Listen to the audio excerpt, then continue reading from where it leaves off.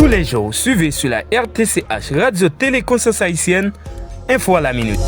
Info à la Minute apporte le bilan d'actualité politique, sociale, culturelle et spirituelle afin d'être informé et ceci bien informé. Nos collaborateurs sont partout, Jacmel, Okaï, Cap-Haïtien, Port-de-Paix, dans la capitale et dans toutes les villes provinces. Les actualités dominent, nous y sommes. Nous émettons depuis Orlando, Florida et sur nos différentes plateformes YouTube, Facebook, Twitter, Radio Téléconscience Haïtienne ou sur le www.rtchaiti.com. Ne ratez rien des dernières nouvelles nationales et internationales grâce à notre équipe professionnelle et très dynamique, faisant des informations leur poids. Info à la minute, c'est tout de suite sur notre station.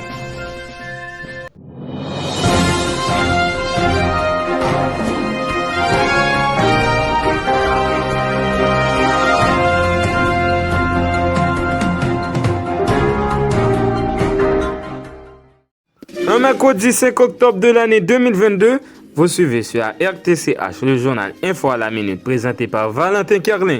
Heureux de voir que vous teniez à notre prochain encart, embarquez-vous, c'est l'heure de la diffusion des récentes informations. En terre natale, Haïti est sur tous les problèmes. À Petit Goave, dans la nuit du 3 au 4 octobre 2022, le corps d'un homme décapité de sa chambre a été retrouvé. Il s'agit de Charles Solage, père de 5 enfants. Un crime qui s'est produit dans la 10e section communale de Petit-Goave, dans la localité appelée Calabé. Les missions diplomatiques et des représentants d'organisations internationales en Haïti expriment leur vive préoccupation du blocage du terminal Vareux par le gang G9 et familles alliées. Inquiets de l'impact néfaste de cette situation sur le fonctionnement des différents secteurs d'activité du pays, les missions appellent les membres du dit gang à une trêve humanitaire pour la distribution du carburant. À rappeler qu'une telle demande a été déjà faite par le terminal et Vineco SA, mais Barbecue, le chef du dit gang, a persisté que seule la démission d'Ariel est la solution. Mesdames et messieurs, le temps d'essouffler un peu, le tout du jour. C'est maintenant sur la RTCH.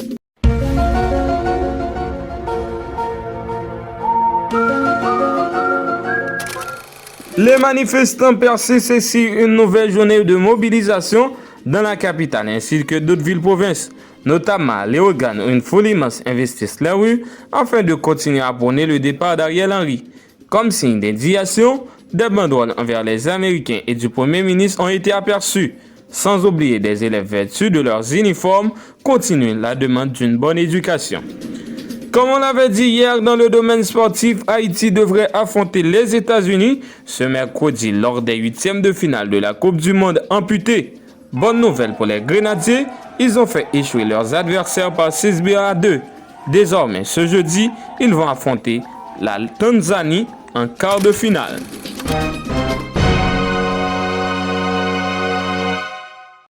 Direction les États-Unis d'où les inscriptions à la loterie Visa viennent de connaître ses débuts du 5 octobre jusqu'au 8 novembre 2022. Une annonce qui a été faite par le département d'État américain.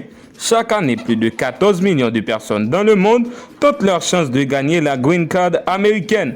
55 000 est la quantité de visas de résidence disponibles pour la loterie. A noter que Haïti, Jamaïque, Mexique, Honduras, République dominicaine ou le Canada sont exclus de la DV Loterie, car ils ont plus de 50 000 immigrés aux États-Unis durant les 5 dernières années. Les troupes ukrainiennes poursuivent leur rencontre offensive en regagnant chaque jour un peu plus du terrain dans la région de Kharkiv, nord-est et de Kherson sud, selon les informations de l'armée russe. Un succès non total, car le capitaine Vadin, garde nationale, est à la recherche des soldats faits prisonniers par les troupes russes.